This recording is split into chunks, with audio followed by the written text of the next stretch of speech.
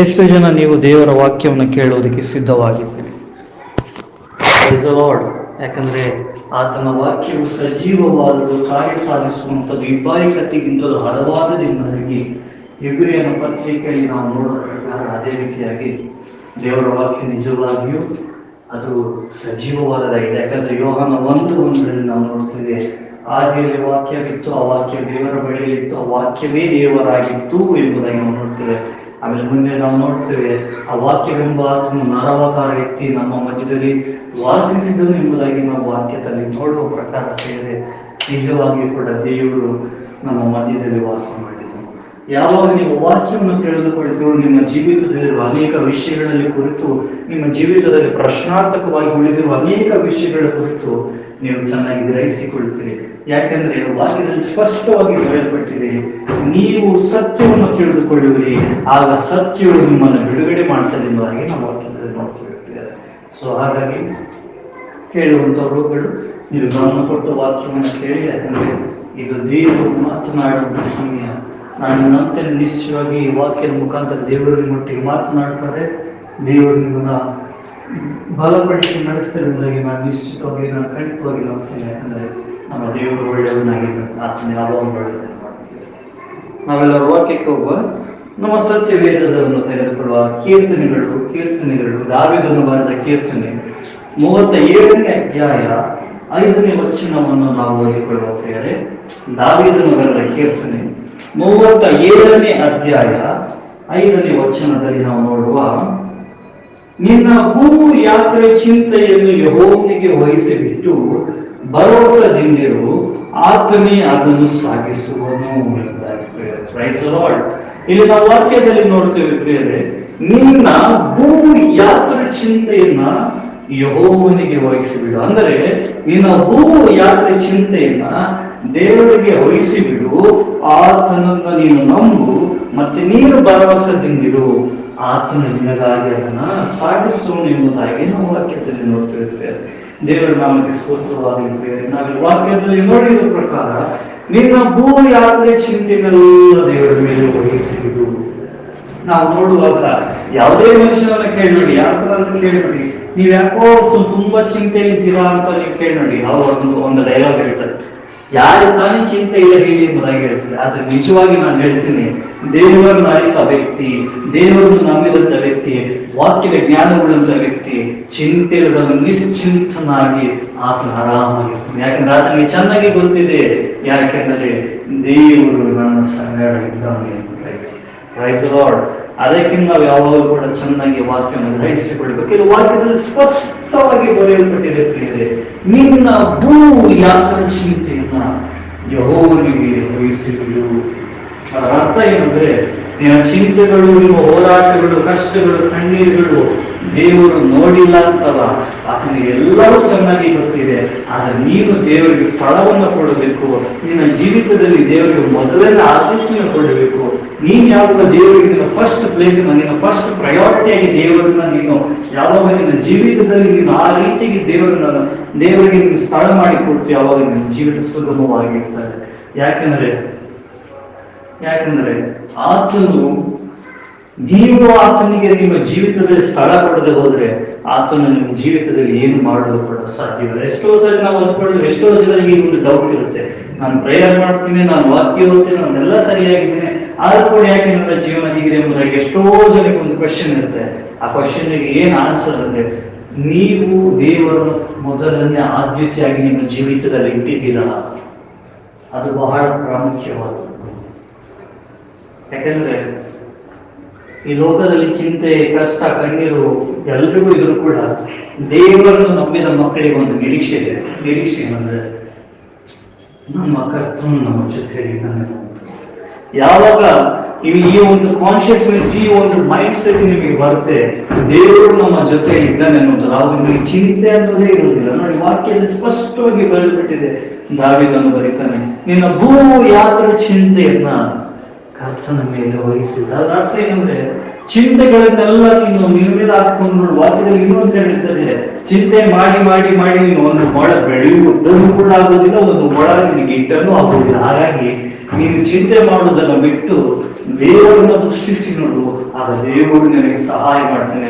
ಅದೇ ರೀತಿ ನಾವು ಕೀರ್ತನೆಯಲ್ಲಿ ನೋಡ್ತೇವೆ, ನನ್ನ ಕಣ್ಣೆತ್ತಿ ಪರ್ವತಗಳ ಕಡೆಗೆ ನೋಡುವೆನು, ನನ್ನ ಸಹಾಯವು ಎಲ್ಲಿಂದ ಬರುವುದೆಂಬುದಾಗಿ ದಾವಿದನು ಹೇಳುವಾಗ 2ನೇ ವಾಕ್ಯದಲ್ಲಿ ಈ ರೀತಿಯಾಗಿ ಹೇಳ್ತಾನೆ, ಭೂಮಿ ಆಕಾಶಗಳನ್ನು ಉಂಟು ಮಾಡಿದ ಯೆಹೋವನಿಂದಲೇ ನನ್ನ ಸಹಾಯವು ಬರ್ತದೆ ಎಂಬುದಾಗಿ ವಾಕ್ಯದಲ್ಲಿ ನೋಡುವ ಪ್ರಕಾರ ಪ್ರಿಯರೇ, ನಮ್ಮ ಸಹಾಯ ಬರುವಂಥದ್ದು, ನಮ್ಮ ಸಪ್ಲೈಸ್ ಬರುವಂಥದ್ದು ನಮ್ಮ ಸೃಷ್ಟಿಕರ್ತನೆಯಿಂದ ಮಾತ್ರವೇ. ಸೊ ಹಾಗಾಗಿ ಈ ಭೂಮಿಯಲ್ಲಿ ನಿಮಗೆ ಏನೇನು ಚಿಂತೆ ಇದೆಯೋ, ಯಾವುದ್ರ ಕುರಿತು ನೀವು ಚಿಂತಿಸ್ತಾ ಇದೆಯೋ ಅದನ್ನೆಲ್ಲ ಮೊದಲು ಬದಿಗಿಟ್ಟು ನಿಮ್ಮ ಸೃಷ್ಟಿಕರ್ತನನ್ನು ಒಮ್ಮೆ ದೃಷ್ಟಿಸಿ ನೋಡಿ. ಯಾಕಂದ್ರೆ ಆತನು ನಿಮ್ಮನ್ನು ಹೊತ್ತುಕೊಂಡು ಸಾಗಲ್ಲ, ಆತನು ಸರ್ವಶಕ್ತನಾಗಿದ್ದಾನೆ. ಯಾಕಂದ್ರೆ ವಾಕ್ಯದಲ್ಲಿ ನಾವು ನೋಡ್ತೇವೆ, ಸ್ಪಷ್ಟವಾಗಿ ಬರೆಯಲ್ಪಟ್ಟಿದೆ, ನಾನು ನಿಮ್ಮನ್ನು ನನ್ನ ಅಂಗೈಯಲ್ಲಿ ಚಿತ್ರಿಸಿಕೊಂಡಿದ್ದೇನೆ ಎಂಬುದಾಗಿ ವಾಕ್ಯದಲ್ಲಿ ನಾವು ನೋಡುವ ಪ್ರಕಾರ ಪ್ರಿಯರೇ, ನಾವು ದೇವರ ಮೇಲೆ ನಂಬಿಕೆ ಉಳ್ಳವರಾಗಿದ್ದು ನಡೆಯಬೇಕು. ಯಾಕಂದ್ರೆ ದೇವರು ನಮ್ಮನ್ನ ಕರೆದದ್ದು ನೋಡಿ ನಂಬುವುದಕ್ಕೋಸ್ಕರ ಅಲ್ಲ, ನಂಬಿ ನಡೆಯುವುದಕ್ಕಾಗಿ ದೇವರು ನಮ್ಮನ್ನ ಕರೆದಿರುವಂಥದ್ದು. ನಿನ್ನ ಕರೆಯುವಿಕೆಯ ಕುರಿತು ನಿನಗೆ ತಿಳಿಯದೆ ಹೋದ್ರೆ ದೇವರ ಬಗ್ಗೆ ತಿಳಿದುಕೊಳ್ಳೋದು ಬಹಳ ಕಷ್ಟವಾಗ್ತದೆ. Praise the lord.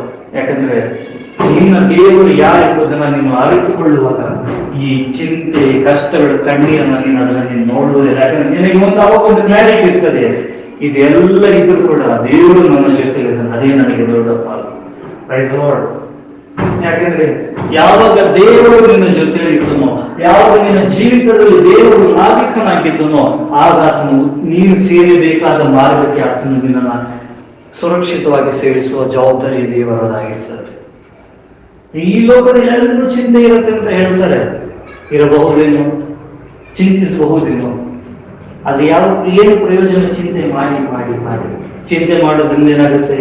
ಆರೋಗ್ಯ ಹಾಳಾಗುತ್ತೆ, BP, ಶುಗರ್ ಬರುತ್ತೆ, ಕಾಯಿಲೆಗಳು ಬರ್ತದೆ. ಚಿಂತೆ ಮಾಡ್ತಾ ಮಾಡ್ತಾ ಏನಾಗುತ್ತೆ? ಊಟ ಸರಿಯಾಗಿ ಸೇರೋದಿಲ್ಲ.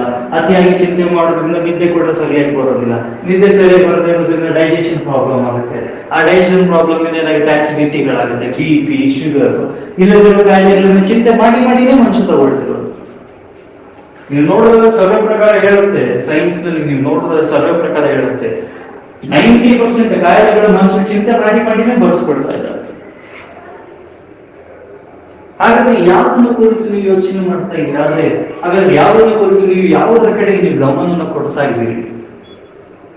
ವಾಕ್ಯದಲ್ಲಿ ಸ್ಪಷ್ಟವಾಗಿ ಸ್ವಾಮಿ ಹೇಳ್ತಾ ಇದ್ರೆ, ನಾನು ನಿನ್ನನ್ನು ಮರೆಯುವುದಿಲ್ಲ, ನಾನು ನಿನ್ನನ್ನು ಕೈ ಬಿಡುವುದಿಲ್ಲ ಎಂಬುದಾಗಿ ಸ್ವಾಮಿ ಹೇಳ್ತಿರುವಾಗ ಯಾವುದರ ಕುರಿತು ನೀವು ಆಗಿನ ಚಿಂತೆ ಮಾಡ್ತಾ ಇದ್ದೀರಿ? ಮಕ್ಕಳ ಕುರಿತ, ಭವಿಷ್ಯದ ಕುರಿತ, ಹಣಕಾಸಿನ ಕುರಿತ, ಅಥವಾ ಕೆಲಸದ ಕುರಿತ, ಸೇವೆಯ ಕುರಿತ, ಕುಟುಂಬದ ಕುರಿತ, ಯಾವುದರ ಕುರಿತು ಹಾಗಾದ್ರೆ ನೀವು ಚಿಂತೆ ಮಾಡ್ತಾ ಇದ್ದೀರಿ?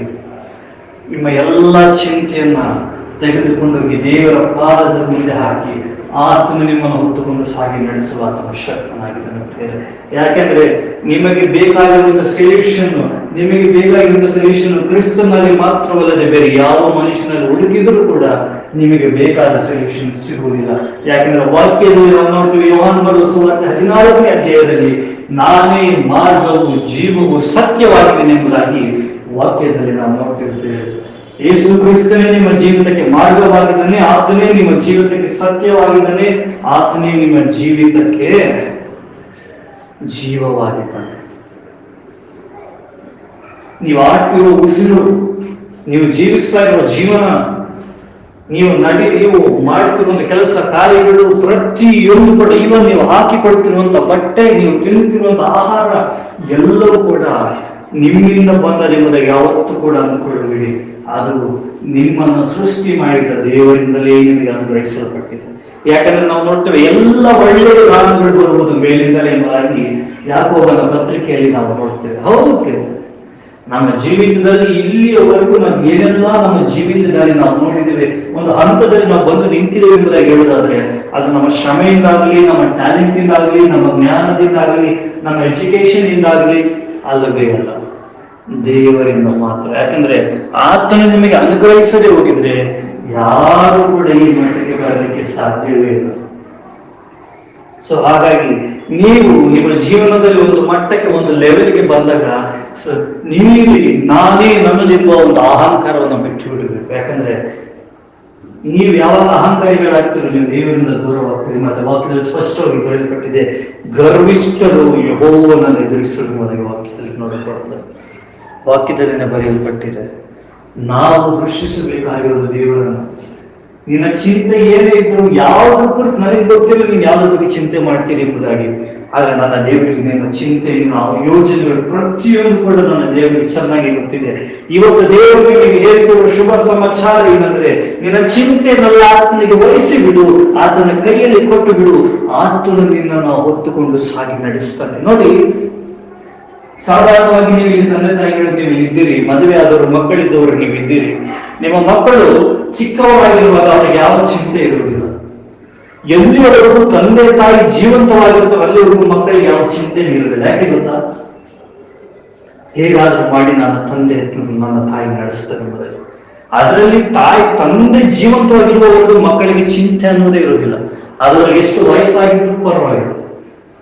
ಒಂದು ವೇಳೆ ತಂದೆಗೆ 80 ವರ್ಷ ಆಗಿದ್ರು ಕೂಡ ಮಕ್ಕಳಿಗೆ ಚಿಂತೆ ಇರುವುದಿಲ್ಲ. ಯಾಕಂದ್ರೆ ನನ್ನ ತಂದೆ ಇದ್ದಾರೆ.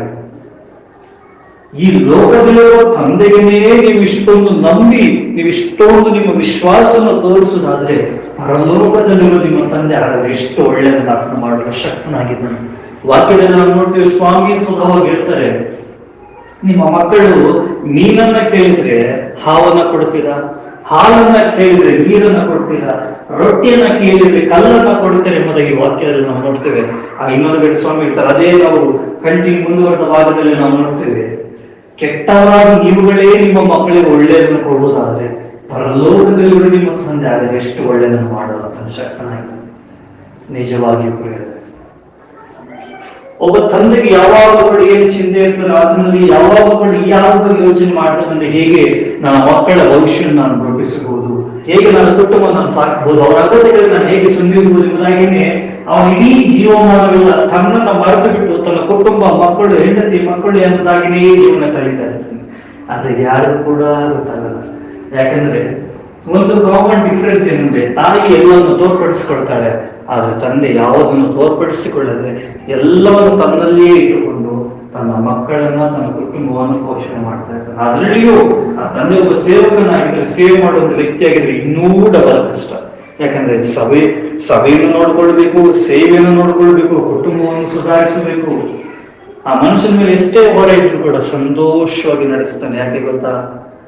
ಆತನಿಗೆ ಒಂದು ನಿರೀಕ್ಷೆ ಉಂಟು, ಏನಂದ್ರೆ ಕರ್ತನು ನನ್ನ ಜೊತೆಯಲ್ಲಿದ್ದಾನೆ. ಯಾಕೆ ಅದಕ್ಕೇನೆ ನಾವು ಹೇಳ್ತೇವೆ ಇಮ್ಮಾನುವೇಲ್. ಅದರ ಅರ್ಥ ಏನಂದ್ರೆ ದೇವರು ನಮ್ಮ ಸಂಗಡ ಇದ್ದಾನೆ ಎಂಬುದಾಗಿ. Praise Lord. ಯಾಕಂದ್ರೆ ಯಾವಾಗ ನಿಮಗೆ ಈ ಒಂದು ಕಾನ್ಶಿಯಸ್ನೆಸ್ ಬರ್ತದೆ, ದೇವರು ನಿಮ್ಮ ಜೊತೆ ಇದ್ದಾರೆ ಅನ್ನುವಂಥದ್ದು, ನೀವು ಚಿಂತೆಯನ್ನು ಮಾಡೋದನ್ನೇ ಮಾತ್ರ ಬಿಡ್ತಾರೆ. ನೋಡಿ, ಯಾರು ಚಿಂತೆ ಮಾಡ್ತಾರೆ ಅಂದ್ರೆ, ಯಾರು ದೇವರಲ್ಲಿ ಇಲ್ಲವೋ, ದೇವರ ಬಗ್ಗೆ ಗೊತ್ತಿಲ್ವೋ, ವಾಕ್ಯದ ಜ್ಞಾನ ಇಲ್ವೋ ಅವರೇ ಚಿಂತೆ ಮಾಡ್ತಾರೆ. ಯಾರಿಗೆ ಚೆನ್ನಾಗಿ ದೇವರ ಬಗ್ಗೆ ಗೊತ್ತಿದೆಯೋ, ತನ್ನನ್ನು ಸೃಷ್ಟಿ ಮಾಡಿದ ದೇವರು ಯಾರು, ಆತನಿಗೆ ಏನೆಲ್ಲ ಸಾಧ್ಯ, ಏನೆಲ್ಲ ಮಾಡಲು ಆತನಿಗೆ ಶಕ್ತಿ ಉಂಟು ಎಂಬುದಾಗಿ ಯಾರಿಗೆ ಚೆನ್ನಾಗಿ ಗೊತ್ತಿದೆಯೋ ಅವ್ರು ಯಾವತ್ತೂ ಕೂಡ ಚಿಂತೆ ಇರುವುದಿಲ್ಲ. ಯಾಕಂದ್ರೆ ಚೆನ್ನಾಗಿ ಗೊತ್ತಿದೆ, ನನ್ನ ಸಹಾಯವು ಭೂಮಿ ಆಕಾಶ ಉಂಟು ಮಾಡಿದ ಯೆಹೋವನಿಂದಲೇ ಬರುವುದು ಎಂಬುದಾಗಿ. ಹಾಗಾದ್ರೆ ನೀವು ಯಾವುದನ್ನು ಕುರಿತು ಚಿಂತೆ ಮಾಡ್ತಾ ಇದ್ದೀರಿ? ಈಗ ಯಾರಿಗಾದ್ರೂ ರ್ಯಾಂಡಮ್ ಆಗಿ ಕೇಳಿದ್ರೆ ನೀವು ಯಾವುದ್ರ ಕುರಿತು ಚಿಂತೆ ಮಾಡ್ತಿದ್ರಿ ಅಂದ್ರೆ ಒಂದು ಲಿಸ್ಟೇ ಹೇಳ್ತೀರ. ಎಲ್ಲಾದ್ರೂ ಕುರಿತು ಚಿಂತೆ ಬರೆದು ಚಿಂತೆ ಮಾಡ್ತೀರ. ಭವಿಷ್ಯದ ಕುರಿತು, ಮಕ್ಕಳ ಕುರಿತು, ಮದುವೆ ಕುರಿತು, ಕೆಲಸದ ಕುರಿತು, ಮನೆ ಕುರಿತು, ಕುಟುಂಬದ ಕುರಿತು, ತಂದೆ ತಾಯಿಗಳ ಕುರಿತು, ಮಕ್ಕಳ ಕುರಿತು ಎಲ್ಲ ಚಿಂತೆಗಳನ್ನು ಬರೆದು ಇರ್ತೀರ. ಏನು ಪ್ರಯೋಜನ ಬರೋದು? ಚಿಂತೆ ಮಾಡುವುದು ದೊಡ್ಡ ವಿಷಯವಲ್ಲ ಪ್ರಿಯರೇ. ನೀವು ಮಾಡ್ತಿರುವ ಚಿಂತೆಗೆ ಅಥವಾ ನೀವು ಯೋಚನೆ ಮಾಡ್ತಿರುವ ವಿಷಯಗಳಿಗೆ ಪರಿಹಾರ ಎಲ್ಲಿ ಸಿಗತ್ತೆ ಅನ್ನುವಂಥದ್ದು ಬಹಳ ಪ್ರಾಮುಖ್ಯವಾಗಿದೆ. ಯಾಕಂದ್ರೆ ನಿನ್ನ ಪರಿಹಾರ ಯೇಸು ಕ್ರಿಸ್ತನೊಬ್ಬನೇ. ಈ ಭೂಲೋಕದಲ್ಲಿ, ಈ ಮನುಷ್ಯ ಕುಲದಲ್ಲಿ, ಈ ಮಾನವ ಕುಲದಲ್ಲಿ ಯಾರೂ ಕೂಡ ನಿನಗೆ ಪರಿಹಾರವನ್ನಾಗಲಿ, ನಿನಗೆ ಮೇಲನಾಗಲಿ ಒಳಿತನಾಗಲಿ ಕೊಡಲು ಸಾಧ್ಯವೇ ಇಲ್ಲ. ಯಾಕಂದ್ರೆ ದೇವರಿಂದಲ್ಲದೆ ನಿನ್ನನ್ನು ಉದ್ಧರಿಸಲು ಯಾವ ಮನುಷ್ಯನಿಂದಲೂ ಸಾಧ್ಯವಿಲ್ಲ. ದೇವರೊಬ್ಬನಿಂದಲೇ ನಿನ್ನ ಜೀವಿತವನ್ನು ಸುಧಾರಿಸಲು ಸಾಧ್ಯ, ನಿನ್ನ ಜೀವಿತವನ್ನು ಘನಪಡಿಸಲು ಸಾಧ್ಯ. ನೀನಿರುವ ಸ್ಥಿತಿಯಿಂದ ಮೇಲಕ್ಕೆತ್ತಿ ನೀನು ತಲುಪಬೇಕಾದ ಗುರಿಗೆ ತಲುಪಿಸಲು ದೇವರಿಂದಲೇ ಸಾಧ್ಯ. ಯಾಕಂದ್ರೆ ವಾಕ್ಯದಲ್ಲಿ ಸ್ಪಷ್ಟವಾಗಿ ಬರೆಯಲ್ಪಟ್ಟಿದೆ, ಯೋಹಾನ ಬರೆದ ಸುವಾರ್ತೆಯಲ್ಲಿ, ನೀವು ನನ್ನನ್ನು ಬಿಟ್ಟು ಏನೂ ಮಾಡಲಾರಿರಿ ಎಂಬುದಾಗಿ. ನಿಜವಾಗಿ ಪ್ರಿಯರೇ, ನಾವು ಆತನನ್ನು ಬಿಟ್ಟು ಏನೂ ಕೂಡ ಮಾಡೋದಕ್ಕೆ ಸಾಧ್ಯವಿಲ್ಲ. ಯಾಕೆಂದ್ರೆ ಆತನನ್ನು ಬಿಟ್ಟರೆ ನಾವೇನೂ ಇಲ್ಲ. ನೀನು ದೇವರಲ್ಲಿರುವಾಗ ಎಲ್ಲವನ್ನು ಉಳ್ಳವನಾಗಿರ್ತೀಯ. ಯಾವಾಗ ನೀನು ದೇವರನ್ನು ಬಿಡ್ತೀಯೋ ನಿನ್ನ ಐಡೆಂಟಿಟಿಯೇ ಫಸ್ಟ್ ಆಫ್ ಆಲ್ ಇಲ್ಲ. ನಿನ್ನ ಐಡೆಂಟಿಟಿ ಇರುವುದೇ ಕ್ರಿಸ್ತನಲ್ಲಿ. ನೀನು ಕ್ರಿಸ್ತನನ್ನೇ ಬಿಟ್ಟು ಆಗಲಿದ್ರೆ ನಿನ್ನ ಐಡೆಂಟಿಟಿನೇ ಇಲ್ಲ. ಆಗಿದ್ರೆ ನೀನು ಇದೆಯೋ ಇಲ್ವೋ ಅನ್ನೋದು ಯಾರು ಕೂಡ ಗೊತ್ತಾಗುದಿಲ್ಲ. ಒಂದು ವೇಳೆ ನೀನು ಈಗ ಅನ್ಕೊಂಡಿರ್ತಿರ್ಬೋದು, ಈಗ ನೀನು ಯೋಚಿಸ್ತಾ ಇರ್ಬೋದು, ನನ್ನವ್ರು ಅನ್ಕೊಂಡವರೇ ನನ್ನ ಮಾತು ಬಿಟ್ರು ಎಂಬುದಾಗಿ. ಆದ್ರೆ ನಿನಗೊಂದು ಒಳ್ಳೆ ಸ್ಥಿತಿ ಏನಂದ್ರೆ, ನೀನು ಯಾರ ಮೇಲೆಲ್ಲ ನಿರೀಕ್ಷೆ ಇಟ್ಟಿದ್ಯೋ, ಯಾರನ್ನೆಲ್ಲ ನೀನು ನಿರೀಕ್ಷಿಸಿಕೊಂಡಿದ್ಯೋ, ಯಾರ ಮೇಲೆಲ್ಲ ನೀನು ಹೋಗ್ಬಿಟ್ಟಿದ್ಯೋ ಅವರೆಲ್ಲರೂ ನಿನ್ನನ್ನು ಕೈ ಬಿಟ್ಟು ಕೂಡ ನಿನ್ನನ್ನು ಕರೆದ ದೇವರು, ನಿನ್ನನ್ನು ಸೃಷ್ಟಿ ಮಾಡಿದ ದೇವರು ನಿನ್ನನ್ನೆಂದಿಗೂ ಆತನ ಕೈ ಬಿಡುವುದಿಲ್ಲ. ಯಾಕಂದ್ರೆ ನಾವು ವಾಕ್ಯದಲ್ಲಿ ನೋಡ್ತೇವೆ, ನಾವು ತಾಯಿಯ ಗರ್ಭದಲ್ಲಿ ರೂಪುಗೊಳ್ಳುವುದಕ್ಕಿಂತ ಮುಂಚೆನೆ ಇನ್ನು ನಾವು ಪಿಂಡವಾಗಿರುವಾಗಲೇ ದೇವರು ನಮ್ಮನ್ನು ಗೊತ್ತು ಮಾಡಿಕೊಂಡು ಎಂಬುದಾಗಿ ವಾಕ್ಯದಲ್ಲಿ ನೋಡುವ ಪ್ರಕಾರ ಪ್ರೇರೆ. ಆತನು ನಿನ್ನ ಬಗ್ಗೆ ಎಲ್ಲವನ್ನು ಚೆನ್ನಾಗಿ ಅರಿತವನಾಗಿದ್ದಾನೆ, ಎಲ್ಲವನ್ನು ತಿಳಿದವನಾಗಿದ್ದಾನೆ. ನಿನ್ನ ಯಾತ್ರೆ ಚಿಂತೆಯನ್ನ ದೇವರ ಮೇಲೆ ವಹಿಸಿ ಬಿಡು. ಆತನು ನಿನಗಾಗಿ ಚಿಂತಿಸುತ್ತಾನೆ, ಮತ್ತೆ ನೀನು ಸೇರಬೇಕಾದ ಗುರಿಗೆ ಆತನು ನಿನ್ನನ್ನು ತಲುಪಿಸುತ್ತಾನೆ. ಇವತ್ತು ಈ ವಾಕ್ಯದ ಮೂಲಕ ದೇವರು ನಿಮ್ಮಲ್ಲಿ ಏನನ್ನು ಮಾತನಾಡಲು ಬಯಸ್ತಾ ಇದ್ದಾರೆ ಅಂದರೆ ಪ್ರೇರೋ ದೇವರ ನಾಮಕ್ಕೆ ಸ್ತೋತ್ರವಾಗಲಿ. ನಿನ್ನ ಚಿಂತೆಯನ್ನ, ನಿನ್ನ ಭಾರಗಳನ್ನ, ನಿನ್ನ ಹೊರೆಯನ್ನ ದೇವರ ಮೇಲೆ ಹಾಕಿಬಿಡಿ. ಯಾಕಂದ್ರೆ 2000 ವರ್ಷಗಳ ಹಿಂದೆ ನಾವು ಅನುಭವಿಸಬೇಕಾದ ಹೊರೆಗಳನ್ನ, ಪಾಪದ ಭಾರಗಳನ್ನ, ಆತನ ಎಲ್ಲವನ್ನ ಕಲ್ವಾರಿ ಶಿಲುಬೆಯಲ್ಲಿ ನಮಗಾಗಿ ಆತನು ತೀರಿಸಿದ್ದಾನೆ. ಇನ್ನು ಈ ಒಂದು ಹೊರೆ, ಈ ಒಂದು ನೊಗಗಳನ್ನು ನೀನು ಹೊತ್ತುಕೊಳ್ಳುವುದು ಬಿಡು. ಕ್ರಿಸ್ತನಿಗೆ ನಿನ್ನ ಜೀವಿತವನ್ನು ಕೊಡು. ಕ್ರಿಸ್ತನಿಗಾಗಿ ನೀನು ಬದುಕುವುದಾದ್ರೆ, ಯೇಸುವಿಗಾಗಿ ನೀನು ಜೀವಿಸುವುದಾದ್ರೆ ನಿನ್ನ ಜೀವಿತವು ಉನ್ನತವಾಗಿರುತ್ತದೆ. ಆತನು ನಿನಗೆ ನಿತ್ಯ ಜೀವವನ್ನು ದಯಪಾಲಿಸ್ತಾನೆ. ಆತನೊಬ್ಬನೇ ಮಾರ್ಗವು, ಜೀವವು, ಸತ್ಯವಾಗಿದ್ದಾನೆ. ಎಲ್ಲರೂ ಹೇಳಿದರೆ ಪರಲೋಕ ಇದೆ, ಸ್ವರ್ಗ ಇದೆ, ದೇವರ ರಾಜ್ಯ ಎಂಬುದಾಗಿ. ಆದ್ರೆ ಪರಲೋಕಕ್ಕೆ ಹೋಗುವುದಕ್ಕೆ ಇರುವಂತಹ ಏಕೈಕ ಮಾರ್ಗ ಅದು ಯೇಸು ಕ್ರಿಸ್ತ ಮಾತ್ರವೇ. ಬೇರೆ ಯಾವ ಆಲ್ಟರ್ನೇಟಿವ್ ಬೇರೆ ಇಲ್ಲ. ನೀನು ಪರಲೋಕಕ್ಕೆ ಹೋಗ್ಲಿಕ್ಕೆ ಅಥವಾ ನಿತ್ಯ ಜೀವವನ್ನು ಪಡೆಯಲಿಕ್ಕೆ ಕ್ರಿಸ್ತನಿಂದಲ್ಲದೆ ನೀನು ಪರಲೋಕಕ್ಕೆ ಹೋಗುವುದಕ್ಕೆ ಸಾಧ್ಯವೇ ಇಲ್ಲ. ಹಾಗಾಗಿ ನಿಮ್ಮ ಎಲ್ಲ ಚಿಂತೆಯನ್ನ, ನಿಮ್ಮ ಎಲ್ಲ ಭಾರವನ್ನ, ನಿಮ್ಮ ಎಲ್ಲ ಯೋಜನೆಗಳನ್ನ ದೇವರ ಮೇಲೆ ಹಾಕಿಬಿಡಿ. ನೀವು ನಿಶ್ಚಿಂತೆಯಿರಿ. ದೇವರು ನಿಮ್ಮನ್ನು ನಡೆಸಿ ಉದ್ಧರಿಸಲು ಆತನು ಶಕ್ತನಾಗಿದ್ದಾನೆ. ನನಗೆ ಗೊತ್ತಿಲ್ಲ ಪ್ರಿಯರೇ, ನೀವು ಯಾವುದರ ಕುರಿತು ಚಿಂತೆ ಮಾಡ್ತಿದ್ದೀರಿ ಎಂಬುದಾಗಿ. ಆದ್ರೆ ಒಂದು ಒಳ್ಳೆ ಸಮಾಚಾರ, ಒಂದು ಗುಡ್ ನ್ಯೂಸ್, ಒಂದು ಶುಭ ಸಮಾಚಾರ ದೇವರಿಗೆ ನಿಮಗೆ ಏನ್ ಹೇಳ್ತಾ ಇದ್ದಾರೆ ಅಂದ್ರೆ, ನೀನೆಲ್ಲ ಚಿಂತೆನ ನನಗೆ ಕೊಟ್ಟು ಬಿಡು, ನಾನು ನಿನ್ನನ್ನು ಉದ್ಧರಿಸಿ ನಡೆಸ್ತೇನೆ, ನಾನು ನಿನ್ನನ್ನು ಉದ್ಧರಿಸಿ ನಡೆಸ್ತೇನೆ ಎಂಬುದಾಗಿ ದೇವರು ಹೇಳ್ತಾ ಇದ್ದಾರೆ. ಕೆಲವರು ನೀವು ತುಂಬಾ ಆಳವಾಗಿ ನಿಮ್ಮ ಭವಿಷ್ಯದ ಕುರಿತು ಅಥವಾ ನಿಮ್ಮ ಕುರಿತೇ ನೀವು ಯೋಚನೆ ಮಾಡ್ತಿರ್ಬೋದು. ನಿಮ್ಮ ಜೀವಿತದಲ್ಲಿ ನಡೆದ ಸಂಗತಿಗಳನ್ನ ಕುರಿತು, ಮುಂದೆ ಏನು ನಡೀತದರ ಕುರಿತು ಎಲ್ಲ ವಿಷಯಗಳಲ್ಲಿ ನೀವು ಕಳವಳಗೊಂಡು ಚಿಂತೆ ಮಾಡ್ತಾ ಇರ್ಬೋದಾದ್ರೆ ದೇವರು ಹೇಳ್ತಾ ಇದ್ದಾರೆ, ನಿನ್ನ ಚಿಂತೆಯನ್ನ, ನಿನ್ನ ಭೂ ಯಾತ್ರೆಯ ಚಿಂತೆಯನ್ನ ನನಗೆ ವಹಿಸಿ ಬಿಡು. ನಾನು ನಿನ್ನನ್ನ ನೀನು ಸೇರಬೇಕಾದ ಗುರಿಗೆ ತಲುಪಿಸ್ತೇನೆ ಎಂಬುದಾಗಿ ದೇವರು ಹೇಳ್ತಾರೆ. ನೋಡಿ, ಅದರ ವಾಕ್ಯದ ಕೂಡ ಸ್ಪಷ್ಟವಾಗಿ ಬರೆಯಲ್ಪಟ್ಟಿದೆ, ಭೂ ಯಾತ್ರೆಯ ಚಿಂತೆ. ಅಂದ್ರೆ ಈ ಲೋಕದಲ್ಲಿ ನಾವು ಜೀವಿಸುವ ಚಿಂತೆಗಳು ಏನೆಲ್ಲ ನನಗೆ ಚಿಂತೆಗಳಾಗಿ ಕಾಡ್ತದೋ ಅವೆಲ್ಲ ದೇವರ ಮೇಲೆ ಹಾಕಿಬಿಡು. ಆತನು ನಿನ್ನನ್ನ ಉದ್ಧರಿಸಲು ಶಕ್ತನಾಗಿದ್ದಾನೆ. ನಿನ್ನ ಚಿಂತೆಯನ್ನ, ನಿನ್ನ ಭಾರವನ್ನ, ಎಲ್ಲ ವಿಷಯವನ್ನ, ಅದರಲ್ಲಿ ಪ್ರಾಮುಖ್ಯವಾಗಿ ನಿನ್ನ ಜೀವಿತವನ್ನೇ ನೀನು ಕ್ರಿಸ್ತನಿಗೆ ಕೊಟ್ಟು ನೋಡು. ಆತನು ನಿನ್ನನ್ನು ಉದ್ಧರಿಸಿ ನಡೆಸಲು ಶಕ್ತನಾಗಿದ್ದಾನೆ. ಇವತ್ತು ದೇವರು ಬಯಸ್ತಾ ಇರೋದು ನಿನ್ನಲ್ಲಿ ಬೆಳ್ಳಿ ಬಂಗಾರವೂ ಅಲ್ಲ, ಒಡವೆಯಲ್ಲ, ನಿನ್ನ ಆಸ್ತಿ ಹಣವೂ ಅಲ್ಲ. ದೇವರು ಇವತ್ತು ನಿನ್ನಲ್ಲಿ ಎದುರು ನೋಡ್ಬೇಕಿಲ್ಲ ಅಂದ್ರೆ ನೀನು ನಿನ್ನ ಜೀವಿತವನ್ನು ಆತನಿಗಾಗಿ ಕೊಡಲು ಸಿದ್ಧವಾಗಿದೆಯೋ, ಅಥವಾ ನಿನ್ನ ಹೃದಯದಲ್ಲಿ ಕ್ರಿಸ್ತನಿಗೆ ಸ್ಥಳವಿದೆ ಎಂಬುದನ್ನು ದೇವರು ನೋಡ್ತಾ ಇದ್ದಾರೆ. ಯಾಕಂದ್ರೆ ಪ್ರಿಯರೇ, ಅತಿ ಬೇಗನೆ ನಮ್ಮ ಕರ್ತನಾಗಿರುವ ಯೇಸು ಕ್ರಿಸ್ತನು ನೀತಿಯುಳ್ಳ ನ್ಯಾಯಾಧಿಪತಿಯಾಗಿ ಈ ಭೂಮಿಗೆ ನ್ಯಾಯವನ್ನು ತೀರಿಸಲಿಕ್ಕೆ ಬರಲಿಕ್ಕಿದ್ದಾನೆ. ಪ್ರಿಯರೇ, ಆತನು ಬರೋದ್ರೊಳಗೆ ನಾವು ಸಿದ್ಧ ಮಾಡಿಕೊಂಡು, ನಮ್ಮವರನ್ನು ನಾವು ಸಿದ್ಧಪಡಿಸಿಕೊಂಡು ಆತನ ರಾಜ್ಯವನ್ನು ಎದುರು ನೋಡ್ತಾ ಇರುವವರಾಗಿರ್ಬೇಕು. ಯಾಕಂದ್ರೆ ಕಾಲ ಸಮೀಪವಾಯಿತು, ಆತನು ಬರುವ ದಿನಗಳು ಹತ್ತಿರವಾಯಿತು. ನಾವು ನೋಡ್ತೀವಿ, ಪ್ರಕಟಣೆ ಗ್ರಂಥ 3ನೇ ಅಧ್ಯಾಯ 20ನೇ ವಚನದಲ್ಲಿ ನಾವು ನೋಡ್ತೀವಿ, ಇಗೋ ಬಾಗಿಲಲ್ಲಿ ನಿಂತುಕೊಂಡು ತಟ್ಟುತ್ತಾ ಇದ್ದೇನೆ, ಯಾವನಾದ್ರೂ ನನ್ನ ಸ್ವರವನ್ನು ಕೇಳಿ ಬಾಗಿಲನ್ನು ತೆರೆದರೆ ನಾನು ಅವನ ಸಂಗಡ ಊಟ ಮಾಡುವೆನು, ಅವನು ನನ್ನ ಸಂಗಡ ಊಟ ಮಾಡುವನು ಎಂಬುದಾಗಿ ನೋಡ್ತೇವೆ. ಅದರಲ್ಲಿ ಒಂದು ಗಮನಿಸಬೇಕಾದ ವಿಷಯ ಏನಂದ್ರೆ, ನಾನು ಒಳಗೆ ಬರುವೆನು ಎಂಬುದಾಗಿ ಸ್ವಾಮಿ ಹೇಳ್ತಾರೆ. ನಿನ್ನ ಬಾಗಿಲನ್ನು, ನಿನ್ನ ಹೃದಯದ ಬಾಗಿಲನ್ನು ತೆರೆಯುವಾಗ ಯೇಸು ಕ್ರಿಸ್ತನು ನಿನ್ನ ಜೀವನದೊಳಗೆ ಬರ್ತಾನೆ. ಯಾಕಂದ್ರೆ ಆತನು ಜೆಂಟಲ್ಮ್ಯಾನ್, ಆತನು he is a gentleman. Praise the Lord. ಆತನು ಸಜ್ಜನನಾಗಿದ್ದಾನೆ. He is a gentleman. ನೀನು ನಿನ್ನ ಜೀವಿತದಲ್ಲಿ ಅದಕ್ಕೆ ಸ್ಥಳವನ್ನು ಮಾಡಿಕೊಡದೆ ಹೋದ್ರೆ ಆತನು ನಿನ್ನನ್ನು ಎಂದಿಗೂ ಫೋರ್ಸ್ ಮಾಡುವುದಿಲ್ಲ. ಯಾವಾಗಲೂ ಕೂಡ ನಮ್ಮ ಜೀವಿತದಲ್ಲಿ ಚಾಯ್ಸ್ ಅನ್ನು ದೇವರು ನಮಗೆ ಕೊಟ್ಟಿರ್ತಾರೆ.